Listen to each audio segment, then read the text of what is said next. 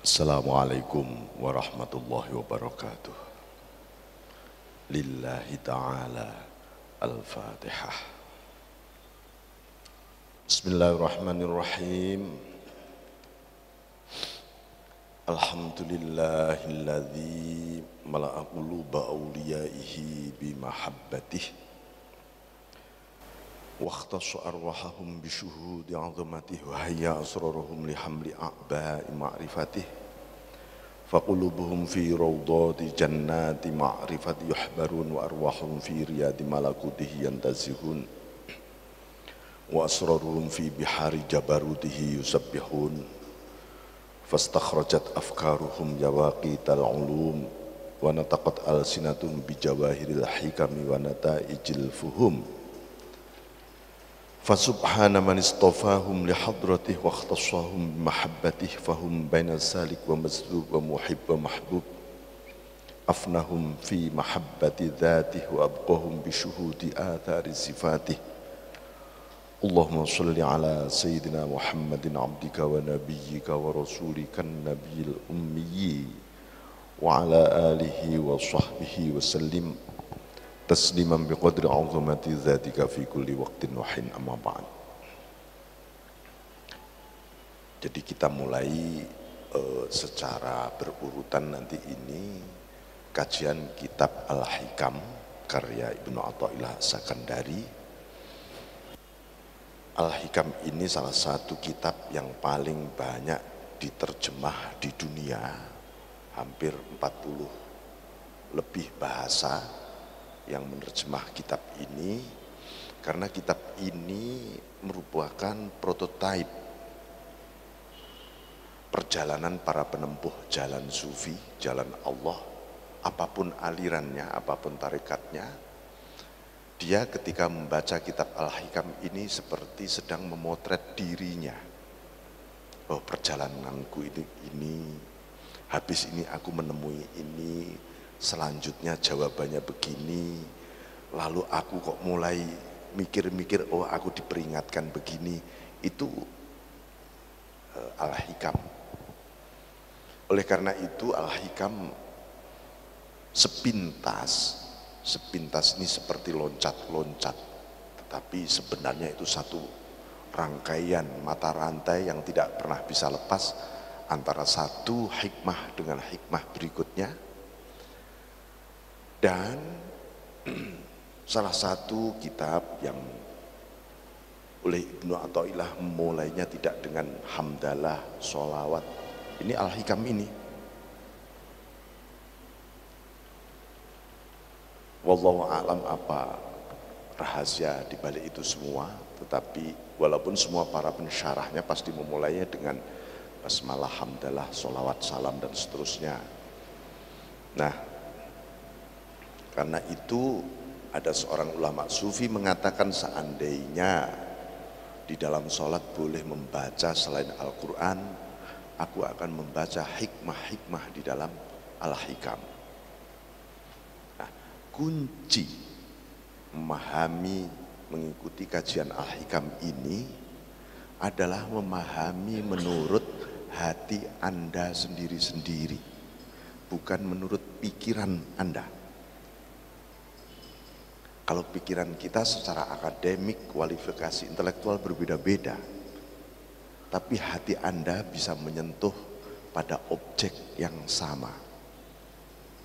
Nah itu, kalau nanti suatu ketika Anda kesulitan memahami buku atau kitab Al-Hikam ini, maka jangan lupa baca Fatihah dulu, hadiah Fatihah kepada pengarangnya Ibnu Athaillah As-Sakandari, dan membaca Al-Hikam sementara hati tetap berbunyi Allah, Allah, Allah. Insya Allah dibuka nanti pemahamannya.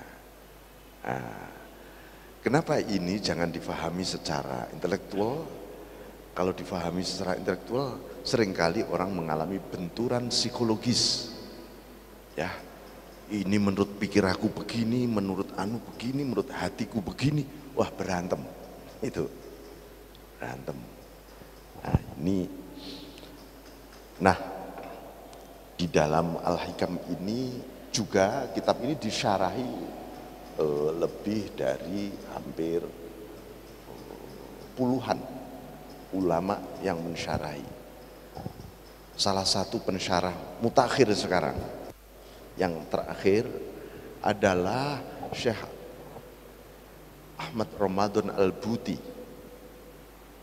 yang beberapa waktu yang lalu wafat ketika ngajar di Suriah. Kena bom waktu itu beliau di tengah mengajar. Beliau sudah mensyarahi kitab ini menjadi 6 jilid tebel-tebel. Bayangkan Syekh Ramadan Al-Buti. Nah, itu nah, syarah yang kemudian kitab itu beredar di Indonesia ada 3, yaitu syarahnya Ibnu Ajibah Al-Hasani, judulnya Iqadul Himam. Itu kitabnya tebel seperti ini, di toko-toko kitab banyak. Lalu syarahnya Ibnu Abbad Ar-Rundi, nah, itu lebih lama lagi. Ada syarah yang berkembang juga di pesantren-pesantren. Dulu biasanya Al-Hikam ini dikaji, diajarkan oleh para kiai setelah para santri tamat kitab Al-Ihya, ya, baru diajarkan Al-Hikam. Itu syarahnya Syarqawi. Syekh Syarqawi itu salah satu rektor Al-Azhar Mesir yang zaman abad ke-17-an. Beliau hampir beberapa rektor Al-Azhar seringkali mensyarahi kitab Al-Hikam ini, walaupun tidak semua. Ini saking Al-Hikam selalu memiliki angel, ya, yang luar biasa setiap zaman.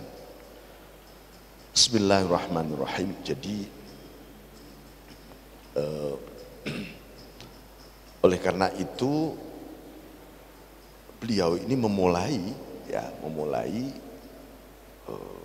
Al-Hikam ini dari sesuatu yang sangat-sangat boleh jadi kita itu dihadapkan kepada situasi yang paling marginal. Artinya kita dikembalikan pada titik zero, titik nol. Nah, maka bunyi, ya, pertama kali di dalam kitab Al-Hikam ini adalah Bismillahirrahmanirrahim. Min alamatil i'timadi 'alal amali nuqsanur roja inda wujudiz zalal. Min alamatil i'timadi 'alal amali nuqsanur roja inda wujudiz zalal. Tanda-tanda orang yang masih iktimat pada amal,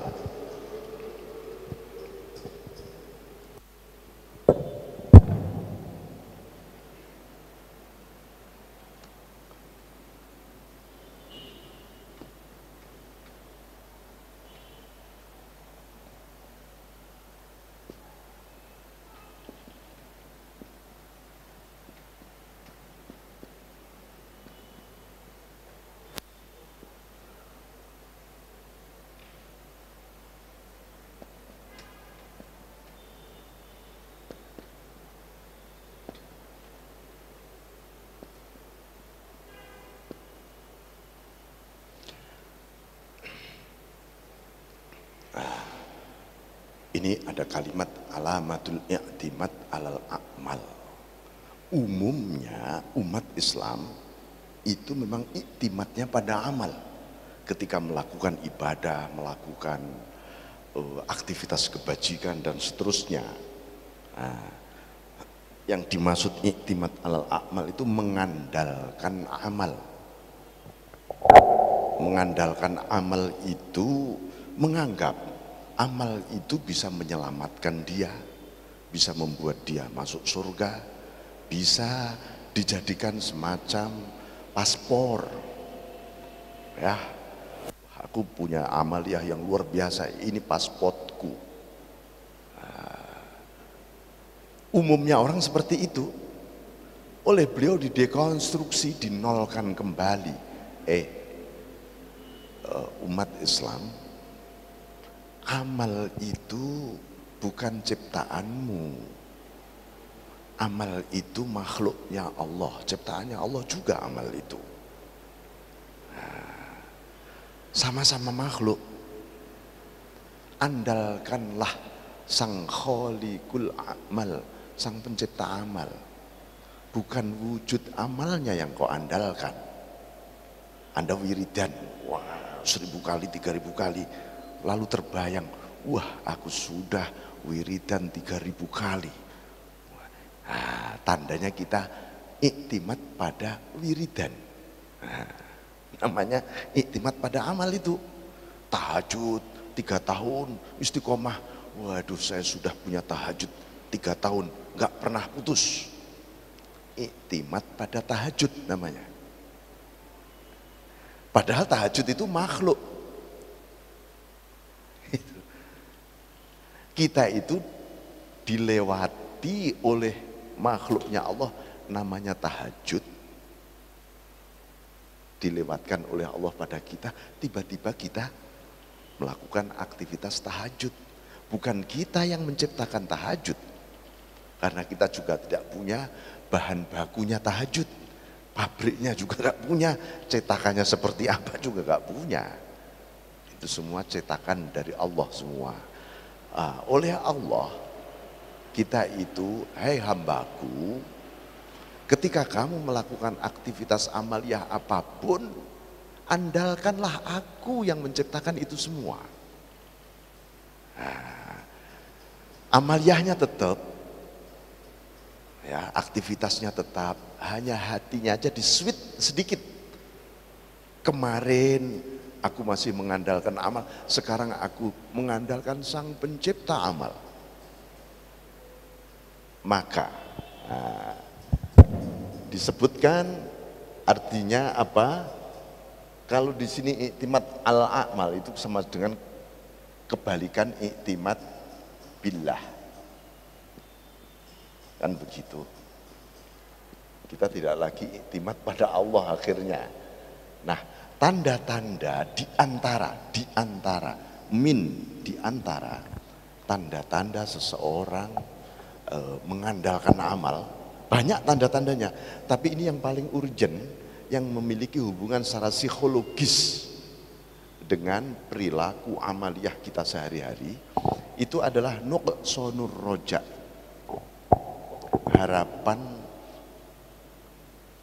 harapan optimismenya berkurang. Jadi harapan itu satu-satunya yang menjadi motivasi seseorang untuk melakukan apa saja. Itu karena ada harapan. Anda memiliki semangat sesuatu karena ada harapan. Nah, harapannya tiba-tiba surut nih seseorang ini. Kalau harapannya surut, maka seluruh aktivitas kebajikannya akan mulai surut semua. Kapan? Inda wujudi zalal, ketika dia habis berbuat dosa, salah. Ya, kalau Anda habis maksiat, tiba-tiba miris, ya Tuhan, kayaknya aku mau tahajud malam ini, jangan-jangan enggak kau terima, aku tadi habis berbuat salah. Tandanya itu Anda masih mengandalkan amal. Nah, gitu saja. Semua orang, nih kalau orang melakukan riset eksperimen, psikologi eksperimen ya, mungkin ini butuh waktu yang lama. Bagaimana meriset seseorang yang habis berbuat salah? Ya, ada 1000 orang yang Anda survei, apa yang Anda rasakan ketika Anda habis maksiat? Itu pasti rata-rata ini jawabannya. Aku rasanya nggak pantas lagi beribadah. Aku rasanya beribadah malam ini nggak bisa plong banget, macam-macam. Itu apa? Karena nuqsonur roja, harapannya mulai surut kepada fadl rahmatnya Allah, kepada Allah, semuanya. Oh iya, itu tandanya memang kita masih menganggap amal itu sebagai sesuatu yang kita. Nah ini dicontohkan oleh Allah secara ilustratif Nabi Musa alaihissalam yang dulu bulan kemarin saya ceritakan. Nabi Musa mengandalkan tongkat, itu namanya mengandalkan iktimad bil asa, ya, ngandalin tongkat beliau. Apa yang kamu pegang itu Musa? Oh ini tongkat Tuhan, saya pakai ini, pakai itu macam-macam. Kalau Anda ditanya juga oleh Allah, apa yang kamu lakukan hambaku hari ini? Oh saya sudah melakukan ini Tuhan, ini. Itu namanya mengandalkan amal. Nabi Musa juga seperti itu, oleh Allah, buang itu, buang. Al-Qiyasok, buang itu tongkatmu. Kita ini sekarang juga begitu, amal, udah nggak usah kamu pikir amalmu itu apaan. Itu nggak ada artinya, gitu. Jadi bagaimana? Apakah orang yang tidak mengandalkan amal itu lalu tidak melakukan amaliyah, ibadah, ta'ah? Nah ini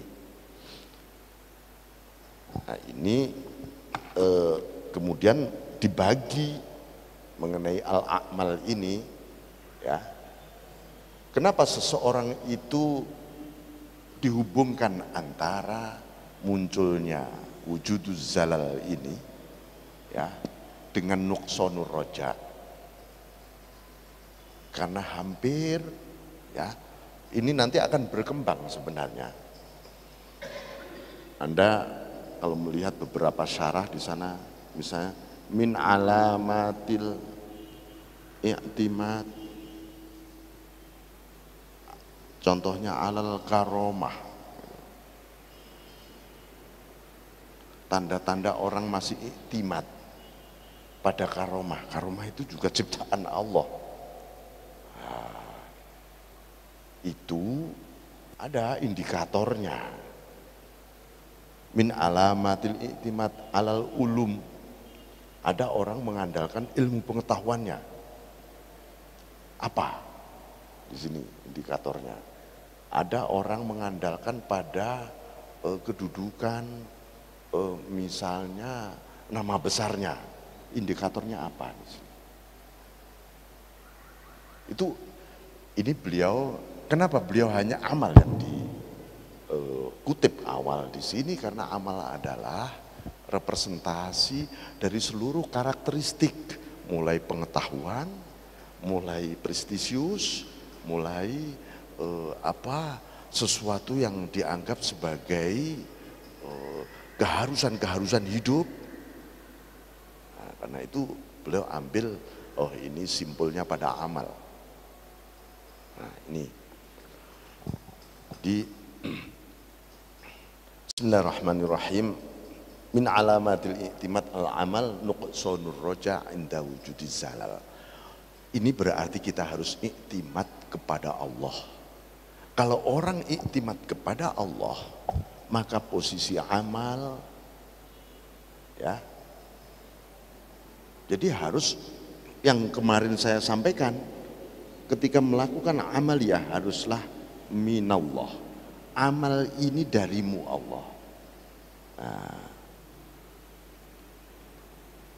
ketika kita melakukan amaliyah haruslah billah, full bersamamu Allah. Untuk apa? Lillah, hanya bagimu Allah. Ini berarti ketika muncul al-a'mal, amaliyah sebagai akibat dari Allah. Dan Anda melakukannya, Anda juga sebagai sebab, tapi sebab yang sudah billah. Tadi ketika mengandalkan amal, Anda merasa Allah nggak campur tangan, Allah masih jauh di sana. Aku sedang menuju kepadamu dengan caraku, dengan iniku. Wah, binafsi masih. Sekarang dengan mengandalkan amaliyah sudah billah. Kalau sudah billah apa? Maka akan muncul sejumlah adab. Nah ini contoh ketika kita sholat. Kalau sholat Anda billah bersama Allah itu bersama, merasakan bahwa ini yang menggerakkan diriku untuk datang kepada Allah ini, engkau juga Allah melalui fadl rahmatmu, maka aku harus sangat-sangat menghormati dan menghargai fadl rahmatmu yang melimpah ini dengan khusyuk, khudur, ya, dengan penuh tawakal, penuh mahabbah, penuh keikhlasan. Karena ini darimu semua. Coba kalau itu dariku, wah kita gimana ya caranya hadir, hatiku ngangel banget itu. Karena merasa itu darimu, kan begitu. Coba kalau darimu Allah. Lalu ketika Anda sholat pun pasrah banget suasananya. Terserah Allah membimbingku, membawa hatiku billah ini seperti apa suasana hadirku. Karena suasana hadir ini tak terhingga. Hari ini kita hadir di hadapan Allah seperti ini. Besok atau nanti sore beda lagi. Malam beda lagi. Tengah malam beda lagi. Besok pagi beda lagi. Nah, ini yang oleh sebab itu i'timad billah fi kulli waqtin wa hinin wa halin wa aqwalin, dalam setiap situasi, kondisi, zaman, waktu, ucapan, tindakan haruslah i'timad billah. Tapi ini tidak bisa dijadikan legitimasi. Nah, contohnya apa? Gimana ya supaya Anda kebetulan lagi pidato ceramah di tempat orang kampung sana, banyak yang ikut. Saudara-saudara, ini yang bicara ini Allah loh ya. Wah, ini Anda harus tunduk. Ini saya bersama Allah ini semua.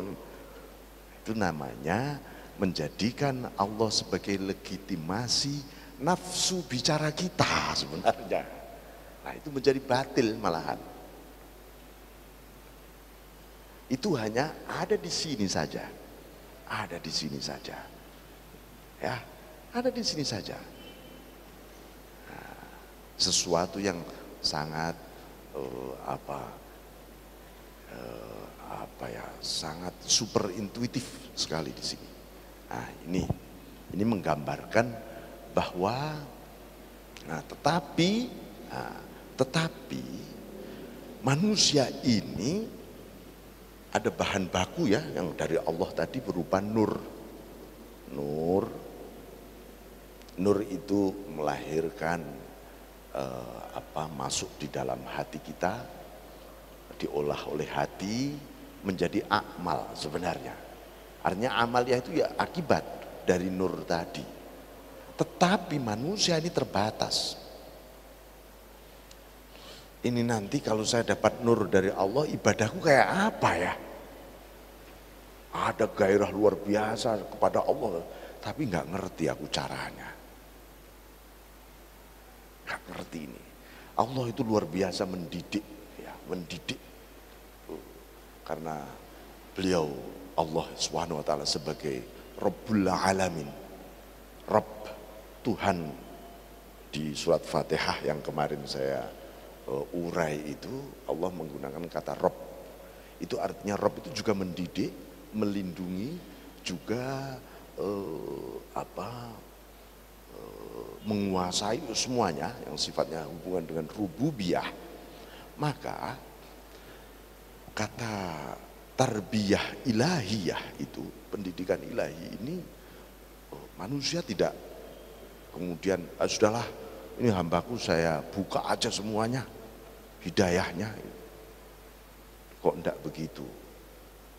Ini contoh misalnya soal rojak, harapan. Di Al-Quran itu disebut sampai dalam bentuk sekitar 5-6 kali mengenai rojak. Ada rojak itu tijarotan lan tabur, pahala harapannya. Ada lagi naik lagi rojaknya yarjuna rahmata rabbih, rahmatnya Allah naik lagi. Ada lagi rojaknya liqa rabbik, Anda kepingin ketemu Tuhan harapannya. Ada lagi harapannya Allah saja harapannya. Setelah itu masih ada lagi harapannya bertemu Allah. Tapi seluruh harapan itu oleh Allah, oke, gak apa-apa kamu berharap dari awal tadi atau sudah langsung, tetapi Allah mendidik. Karena keterbatasan kita. Di antara pendidikan itu lalu Allah menurunkan aturan syariah. Oh, kamu untuk menampung cahayaku yang luar biasa ini, pirantinya sholat, wudhu, tata caranya begini. Itu karena apa? Itu ekspresi supaya terwadahi nuruhu cahaya Allah tadi.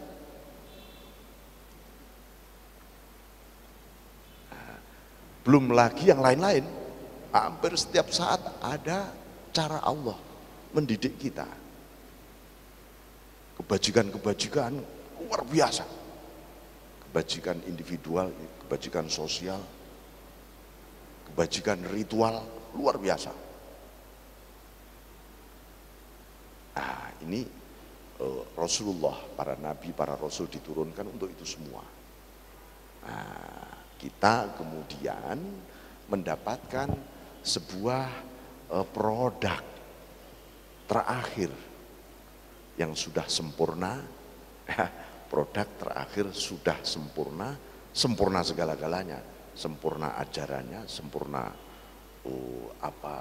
pabriknya, sempurna ininya, sempurna caranya mengkonsumsi sudah sempurna semua. Yang dibawa oleh Rasulullah Sayyidina Muhammad SAW itu. Nah, jadi sudah tidak perlu lagi mencari, misalnya ini iman orang masuk Islam itu, nggak perlu lagi, ya saya masuk Islam sekarang, tapi untuk ibadah saya tak menelusuri dulu mulai zaman Nabi Adam misalnya gitu. Wah, itu nggak bakal beribadah nanti. Ini sudah siap saji yang sudah par excellence, sudah sempurna betul. Nah, ini semua di dalam dunia sufi, lalu di ini namanya akademi spiritual itu ya, dunia tasawuf itu ditata, hati kita ditata. Kita diperintah melakukan amaliyah, tapi bagaimana supaya tetap berpegang kepada Sang Pencipta amal. Supaya apa? Supaya orang tidak mengklaim prestasi-prestasi amaliyahnya. Contohnya misalnya, Anda tahajud, tiba-tiba cita-cita Anda berhasil. Umumnya orang mengklaim, ini kan barokah akibat saya tahajud Pak, sehingga sukses ini. Itu namanya klaim. Itu klaim, seakan-akan Allah bisa Anda atur dengan tahajud itu sehingga goal apa yang Anda cita-citakan. Tasawuf kepingin mendekonstruksi, bukan begitu. Kalau Anda ditakdirkan oleh Allah sukses, Allah pun menciptakan tahajud sebenarnya kepada Anda. Untuk nyampe sukses itu antara lain. Jadi Allah tetap diposisikan sebagai musabbibul asbab, sebagai penyebab ibadahku apa ini? Allah. Tapi walaupun secara syariat Bertahun-tahun kita ini memposisikan Allah sebagai akibat. Ya, akibat aku sholat dapat surga, nah, gitu kan gitu. Kita jadikan Allah sebagai akibat. Akibat aku berdoa, Tuhan akhirnya, nah Tuhan sebagai akibat. Itu pun diberi toleransi oleh Allah karena Allah memiliki sifat murah, maha luas. Ya sudahlah, nggak apa-apa itu. Nanti ini pendidikanku. Nah, dididik seperti kita itu mendidik anak di usia 1 sampai 7 tahun. Biasanya dididik menghafal, meniru, menghafal, meniru. Enggak diberi uraian mengenai apa dibalik perintah pendidikan itu. Kalau diuraikan begitu malah enggak mau anak-anak. Ya, anak ayo apalin juz amma. Nanti saya jelaskan dulu ya rahasia juz amma itu apa, artinya apa, tafsirnya apa. Enggak jadi ngapalin dia. Nah, kita ini juga oleh Allah udah diajari syariat. Oh ini ya. Kalau orang Jawa bilang ini tumbuh ketemu tutupnya itu begini ya, gini ya. Pada akhirnya begitu sendiri. Nah, ini kita berarti apa setelah ini berarti kita harus memposisikan Allah sebagai penyebab. Jadi penyebab ini gampangannya itu beginilah ya. Ini soal filosofi wujud sebenarnya ya. Ada 2 wujud, satu wujud mutlak. Yang berhak memiliki wujud mutlak itu hanyalah Allah. Wujud absolut. Nah, wujud kita, wujud alam semesta ini wujud muqayyad. Jadi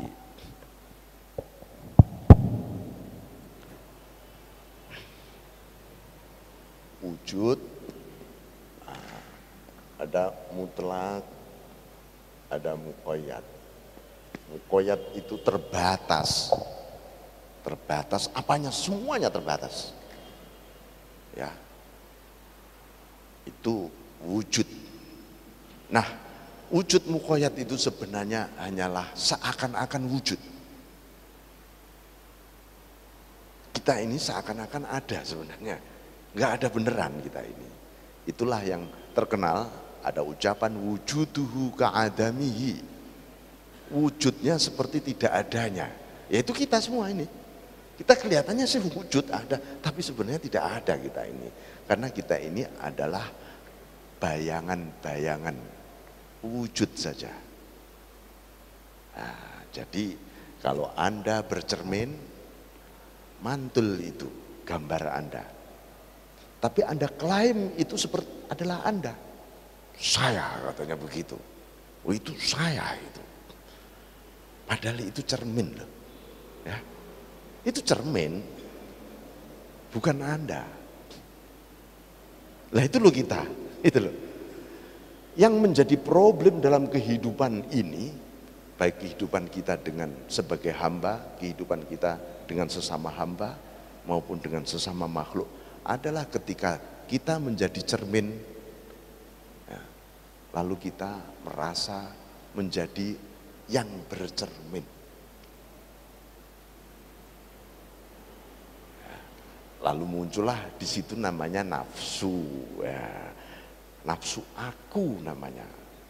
Lalu orang merasa mengklaim tadi, aku bisa, aku hebat, aku berdaya, aku lebih hebat daripada itu Adam. Munculnya iblis pertama kali yang mengucapkan aku.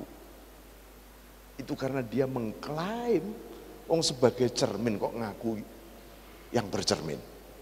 Nah, Anda misalnya bercermin, habis itu mengkelilingkan cermin itu ke Malang ini. Saudara-saudara ini loh saya katanya. Sambil keliling bawa cermin. Kan pasti dikatakan, ini pasti orang gila. Gitu. Itu namanya cermin itu wujud muqayyad. Wujud bayangan yang relatif. Ketika cermin hilang, tidak berarti yang bercermin hilang. Begitu. Ketika dunia alam semesta itu nggak ada semua. Apa Allah ikut-ikutan nggak ada?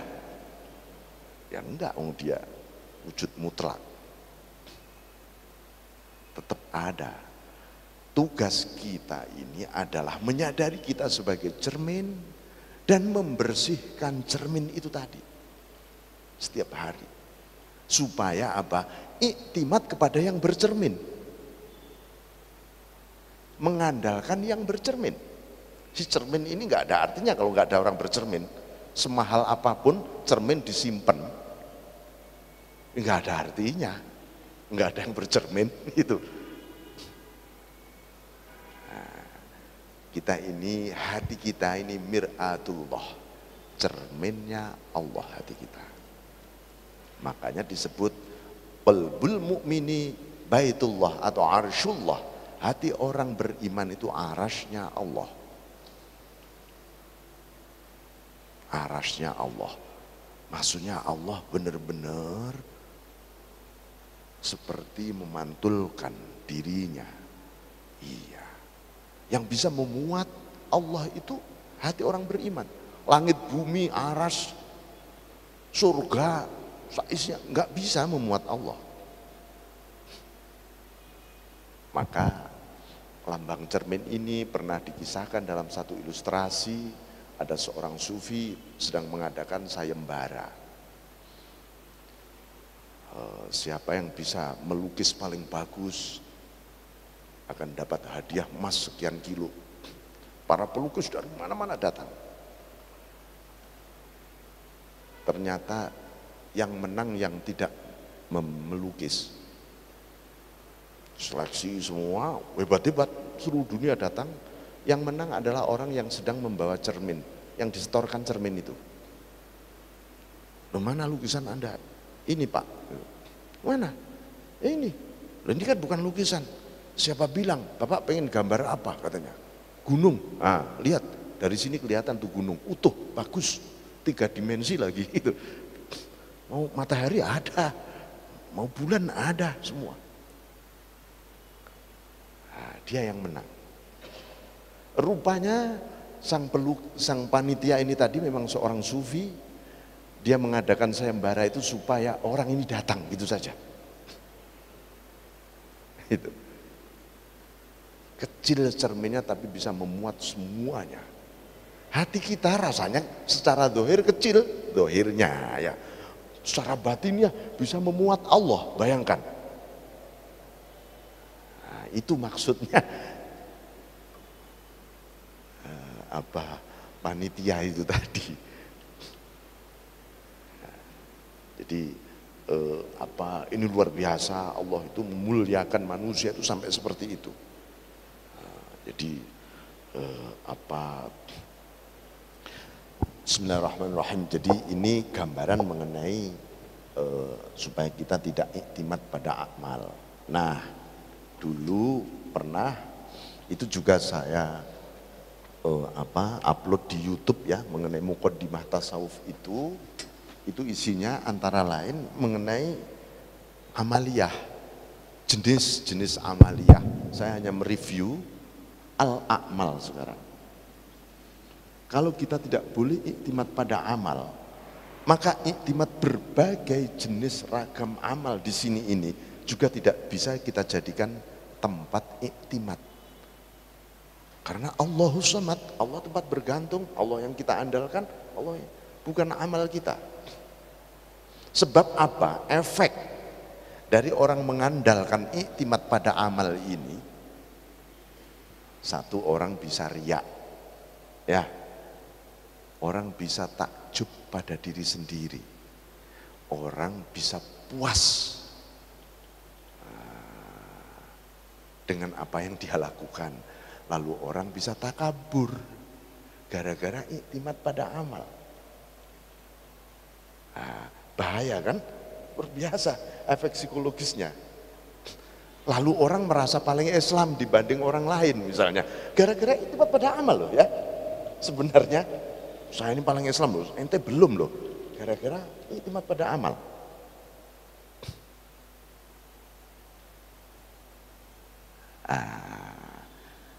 oleh Kanjeng Nabi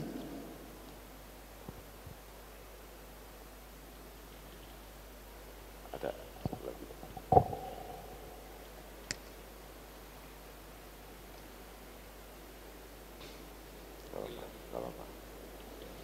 oleh Kanjeng Nabi ini dibagi melalui malaikat Jibril itu ada amaliyatul Islam. Ini bukan dinul Islam, jenis amaliyah ketika itu prakteknya. Ada amaliyatul iman, ada amaliyatul ihsan. Ini amaliyah. Amaliyatul Islam, amaliyatul iman, amaliyatul ihsan ini sama sekali juga tidak boleh diandalkan.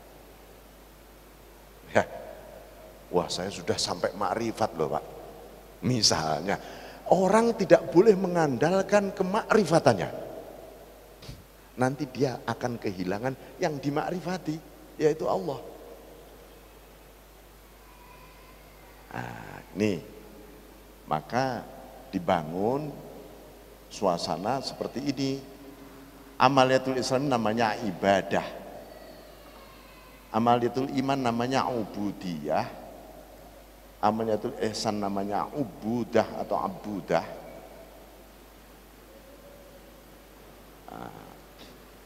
Ubudiyah, ibadah. Apa ini?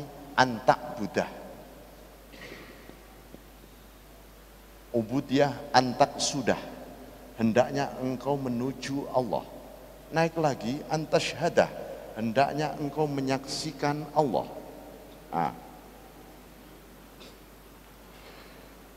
Menyembah, menuju, menyaksikan, sudah hebat. Itu pun tetap tidak boleh diandalkan. Bayangkan.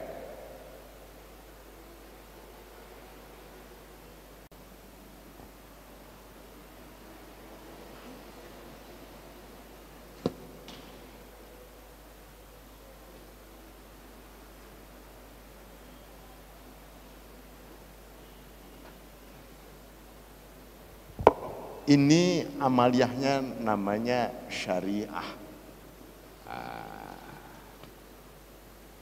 Untuk apa syariah? Li islahid dzawahir. Untuk menata kehidupan lahiriah kita. Lahiriah itu bukan hanya badan kita yang kita miliki sebenarnya.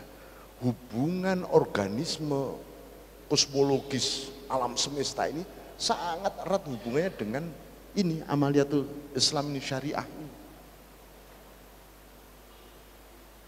Jadi orang puasa itu syariat kan ya, menahan makan minum itu hubungannya dengan semesta raya luar biasa. Coba Anda libur nanti puasa Ramadan tuh seluruh Indonesia nggak puasa, bisa kiamat Indonesia ini fisiknya ya.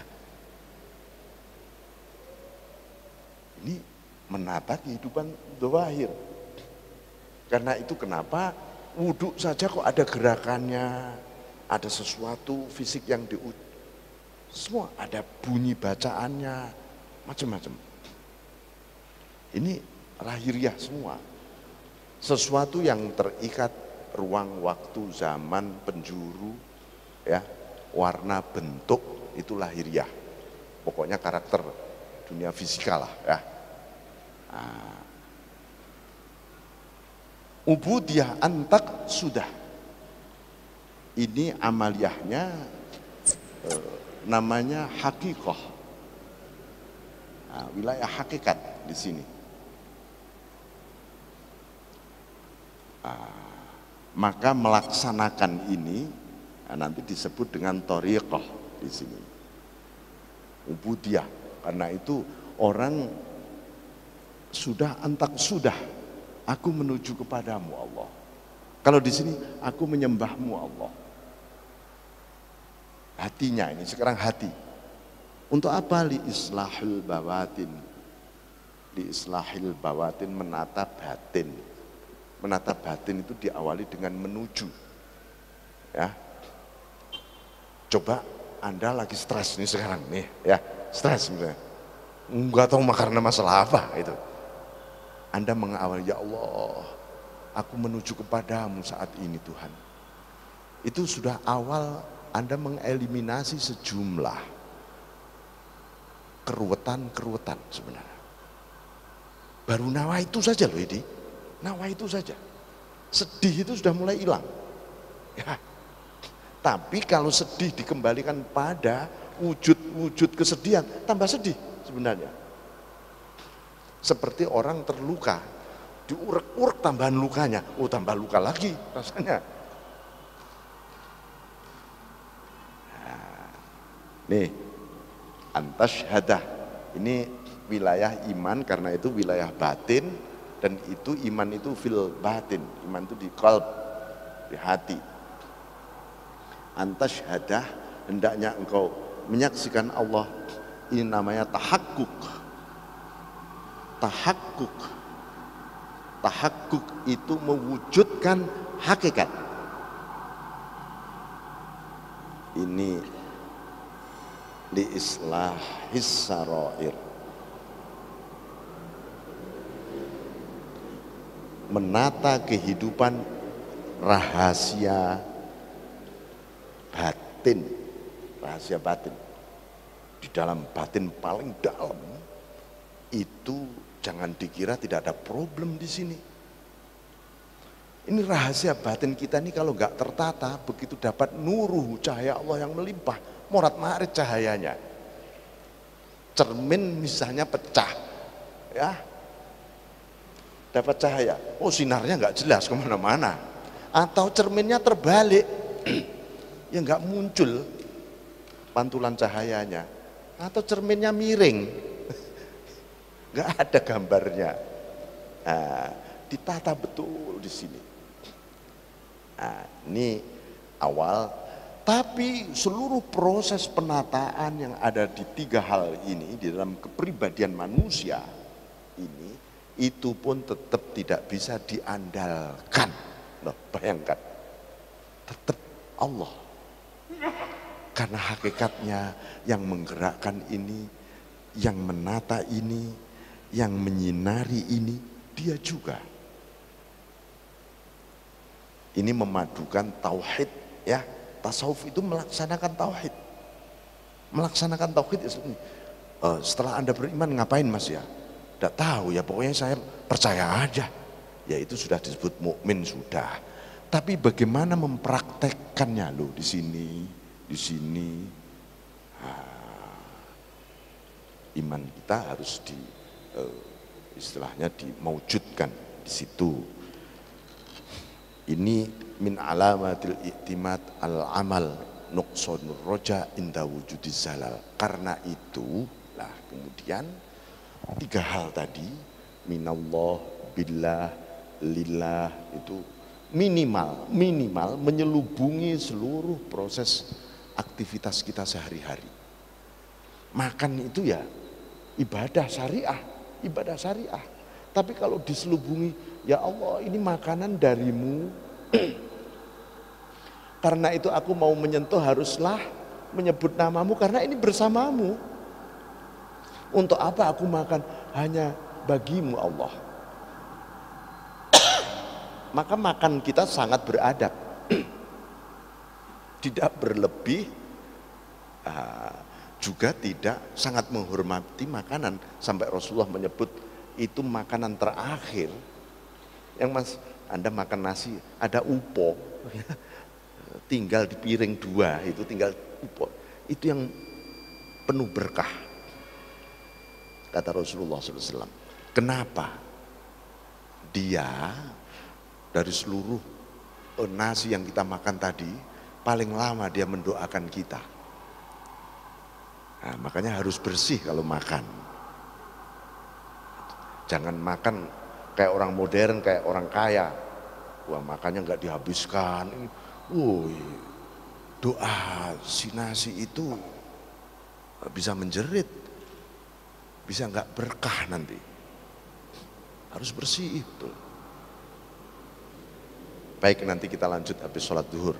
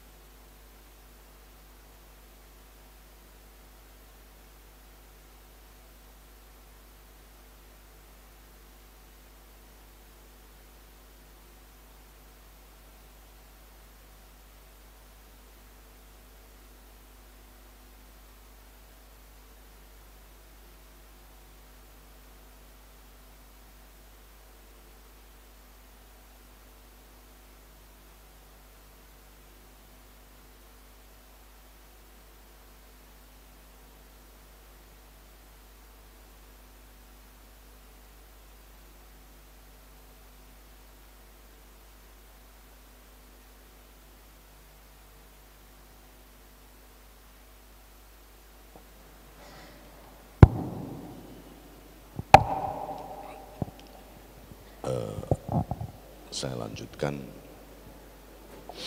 bagaimana kemudian kita memulai mempraktekkan amaliyah-amaliyah ini, gitu. Baik yang sifatnya amaliyatul Islam, amaliyatul iman, maupun amaliyatul ihsan. Nah, ini ada 3 kategori semuanya. Ini bisa ini, tolong.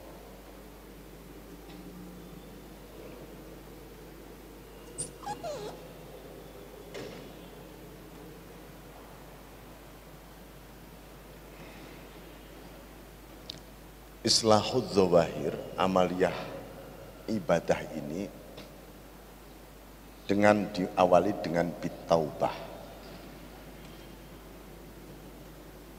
bittaqwa, bil istiqamah.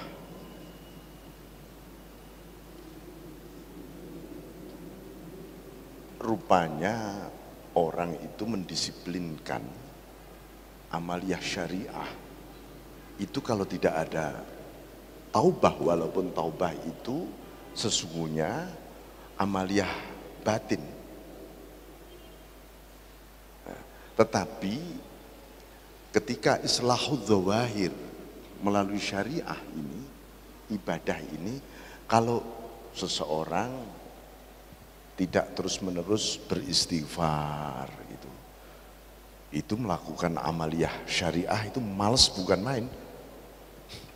Jadi kalau misalnya seseorang itu kok mulai melempem, itu biasanya istiqomah tahajud ini melempem tiba-tiba. Ya sudah istighfar saja 1000 kali itu ya, tiba-tiba bangkit sendiri. Jadi jangan sampai kita itu terjebak itu oleh romantisme iktimat pada amal yang sesungguhnya iktimat pada an-nafas. Apa bentuk romantismenya? Saya kan sudah melakukan begini, akhirnya kok jadi begini malahan. Nah, gara-gara mengatakan saya sudah, lah itu loh. Lalu orang membuat pertimbangan-pertimbangan antara untung rugi dengan ibadah kita. Untung rugi yang sifatnya duniawi. Nah, ini menjebak namanya. Jadi 3 hal ini, taubah, takwa, istiqomah. Ini harus diawali, kita memulainya di sini.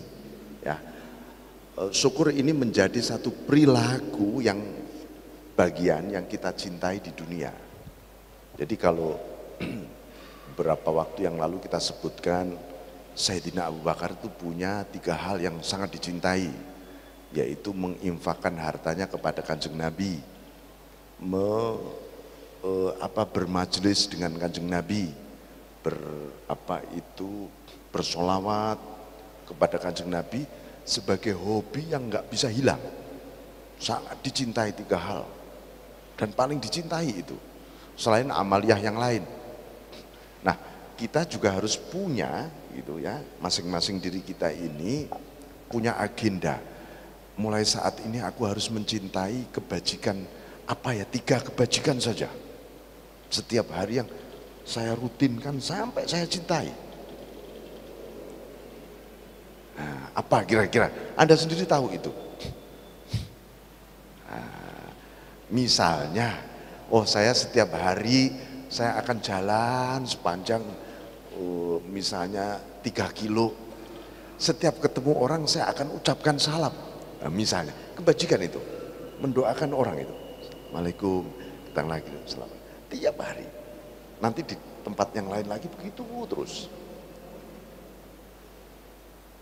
Atau saya setiap hari saya ingin mengasih sarapan 10 orang tetangga-tetangga saya itu.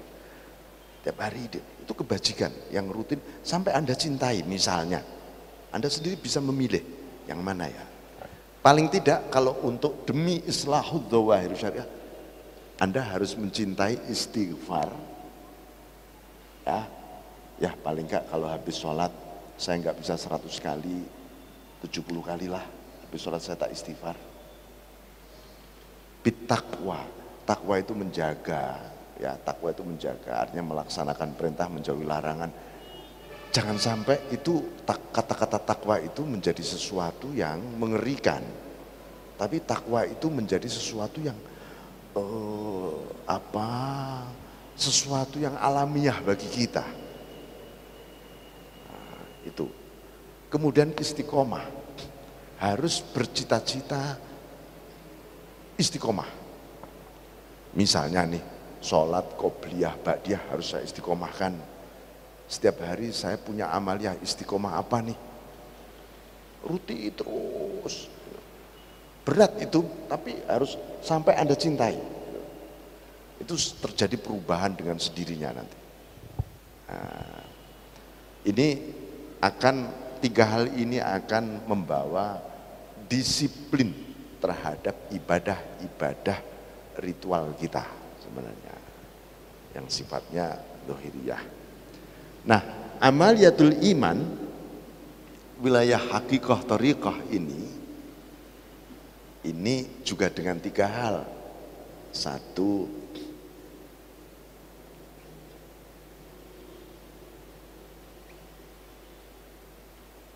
bisidqi, hati benar. Benernya hati itu seperti apa ya? Nah ini, benernya hati itu, oh kalau dapat cobaan sabar aku, itu benernya hati. Kalau dapat nikmat syukur aku, itu benernya hati. Kalau aku pengen sesuatu kok diberi segini oleh Allah, ridho aku, benernya hati. Nah hati bener ini terus, tiap hari dibenerin terus. Ini awal menata hati dibenerin, bersikap benar, asyidku itu benar. Yang kedua baru bil ikhlas. Nah, ini perilaku ini perilaku mulia semua. Ini harus kita jadikan bagian yang kita cintai betul. Ya, ikhlas itu harus kita cintai. Jangan sampai kapan ya sih saya bisa ikhlas, kok nggak bisa terus ya itu. Jangan, ikhlas harus dicintai dulu. Aku cinta dengan ikhlas. Ikhlas itu hanya kepadamu, hanya untukmu Allah. Harus sampai dicintai, hanya untukmu itu. Ya. Praktek mencintai lillahi ta'ala. Wah ini kalau Anda survei jarang. Ya. Tapi harus dimulai Anda. Kalau nggak memulai itu, aduh hati kita itu tertata, nggak tertata-tata nanti. Ruwet aja, nanti ada masalah sedikit prek, jebrak, macam-macam. Ketiga, tumak ninah. Tumak ninah itu anteng. Artinya tumak ninah itu wukuf, diem di hadapan Allah. Dan pada saat seperti itu, hati kita tidak dicampuri oleh semua urusan alam duniawi dan seterusnya. Hatiku hanya padamu Allah. Allah aja. Ini awal menata batin. Ya. 3 hal ini.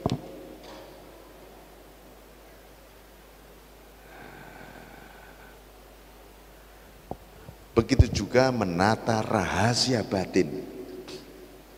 Dimulai dari apa? 3 hal juga. Bil muraqabah, bil musyahadah, bil ma'rifah. Ini semua metode sebenarnya. Tapi metode yang sekaligus menjadi amaliyah. Muraqabah itu kesadaran bahwa, ini kesadaran rahasia batin sebenarnya.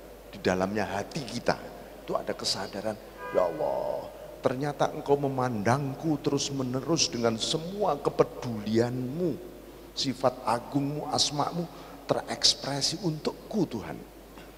Anda kalau menyadari seperti itu, waduh, rasanya, waduh, kita ini lu dipandang, diperhatikan oleh Allah itu kan indahnya bukan main. Ya, misalnya 1 triliun jumlah umat manusia ngumpul, Anda sendiri yang dipandang oleh seorang raja, itu kan luar biasa. Nah ini dipandang oleh Allah kita ini.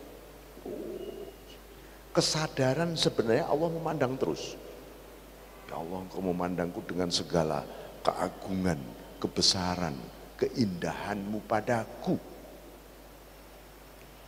Itu isinya alhamdulillah tok itu sudah. Manusia itu. Ini awal kita menata batin kita paling dalam.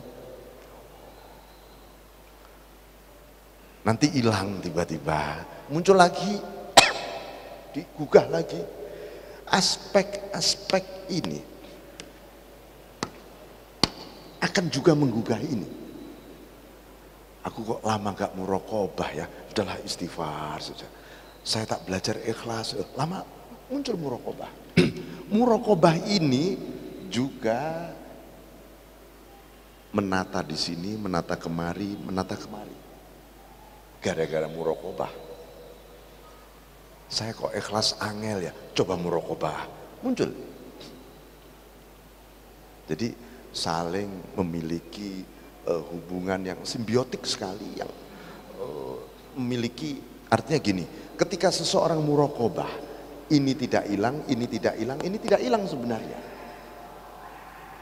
Mestinya ketika taubat sekaligus muraqabah. Kalau kita sudah kenal muraqabah, itu taubatnya menjadi naik derajat taubatnya. Tapi kalau sekedar astagfirullahaladzim, nggak ada muraqabahnya, istighfar kita ini kan seperti layangan saja. Nah, kalau kita menyadari begitu, kita memasuk yang kedua, bil musyahadah. Jadi musyahadah itu juga sebenarnya syahadah juga, asyhadu juga, tapi rahasia batin kita yang syahadah. Seperti ketika kita ditanya di zaman azali dulu, alastu birabbikum, qalu bala syahidna. Benar engkau Tuhanku, kami menyaksikan Allah. Musyahadah namanya. Rahasia batin kita itu sebenarnya kalau melek, menyaksikan Allah saja dia juga nggak kepengen menyaksikan yang lain. Karena sering merem, meremnya terlalu lama lagi, gitu ya.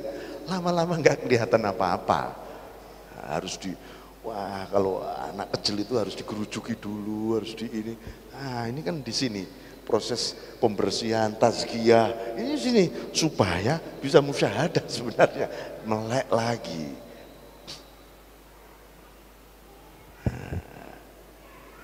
Kemudian nomor 3, bil ma'rifah. Ketika orang muraqabah, musyahadah, dia memasuki gerbang ma'rifah. Ma'rifah Allah. Setelah ma'rifah apa? Hakikat nanti. Hakikat yang ketika seseorang menjalankan syariat, menjalankan bil hakikoh. Artinya seperti tadi, ketika istighfar pun istighfar yang dipenuhi makrifah. Bukan, wah saya sudah makrifat, nggak perlu dong istighfar, nggak perlu dong sholat, nggak perlu dong puasa. Loh, justru bagaimana puasanya dengan makrifah, sholatnya dengan makrifah, ininya juga dengan makrifah. Dan itu terus. Seperti itu. Nah ini review terhadap apa yang beberapa saat dulu juga pernah saya jelasin, tetapi inilah yang Tapi ini semua kembali tidak bisa kita jadikan andalan. Tetap iyyaka na'budu wa iyyaka nasta'in. Ya Allah, iyyaka, hanya kepadamu harus begitu tetap. Aku beramal ini kan na'budu namanya. Ya, na'budu, beramal itu na'budu. Tetapi iyyaka, hanya kepadamu Allah yang aku andalkan semuanya. Wa iyyaka nasta'in. Jadi